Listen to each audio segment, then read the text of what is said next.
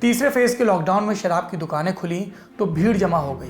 कल से ठेकों के बाहर धूम है, भीड़ है, वीडियो घूम रहे हैं। शराब पाने की चाहत के आगे लोग कोरोना का डर और फिजिकल डिस्टेंसिंग भी भूल गए।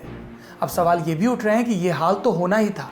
सरकार को ठेके नहीं खोलने चाहिए थे या नहीं खोलने चाहिए थे, इस पर बहस हो रही है। हमने सोचा हम भी अपने हिस्से की जानकारी आप तक पहुंचा दें। सबसे बड़ा सवाल कि शराब की दुकानों को खोलने की परमिशन क्यों दी गई।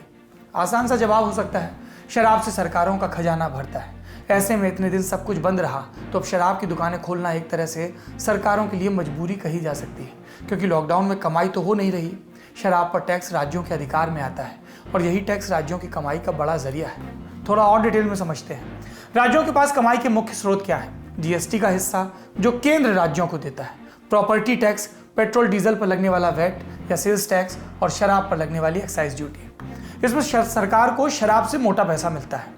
गुजरात, बिहार, मणिपुर, नागालैंड और केंद्र शासित प्रदेश लक्षद्वीप में शराब पर प्रतिबंध है। ये तो हो गए वो राज्य जहां पर शराब पर प्रतिबंध है। बाकी राज्य वो शराब से काफी कमाते हैं। तो क्या है ये शराब की एक्साइज ड्यूटी? आमतौर पर राज्य शराब बनाने और बेचने पर टैक्स लगाते हैं, इसे एक्साइज ड्यूटी कहते हैं। तमिलनाडु जैसे कुछ राज्य वैल्यू एडेड टैक्स यानी वैट भी लगाते हैं।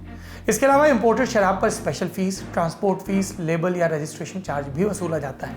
कुछ राज्य जैसे उत्तर प्रदेश विशेष कामों के लिए शराब पर टैक्स लगाते हैं। यहाँ पर गायों के संरक्षण के लिए सेस लगाया गया है। आरबीआई की रिपोर्ट के मुताबिक 2019-20 में राज्यों और केंद्र शासित प्रदेशों ने करीब 1,75,000 करोड़ रुपए शराब पर लगे टैक्स से कमाया।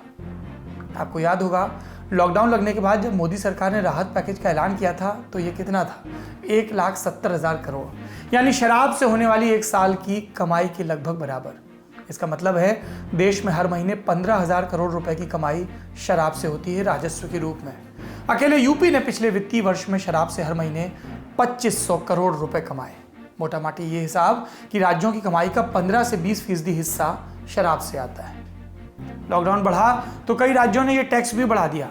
दिल्ली ने एमआरपी पर 70% टैक्स और लगा दिया, यानी 1,000 रुपए की एमआरपी की बोतल है तो अब 1,700 में मिलेगी।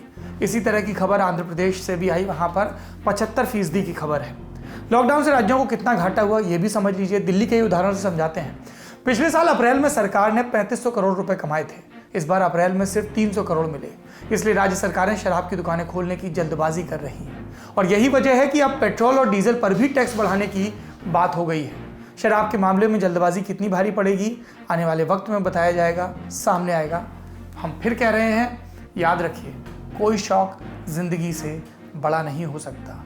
ये जितने शराबी भाई बहन हैं उनसे हाथ जोड़कर विनती है, अपना जीवन बचाए रखिए, वो ज़्यादा ज़रूरी है। वहाँ भीड़ में धक्का मुक्की ये जो मदिरा पान के लिए कर रहे हैं ये वैसे भी सेहत के लिए ख़राब है और कोरोना के वक्त में तो और भी ज़्यादा ख़राब है। यही मौका था बुरी आदतों को तजने का, मत चूको।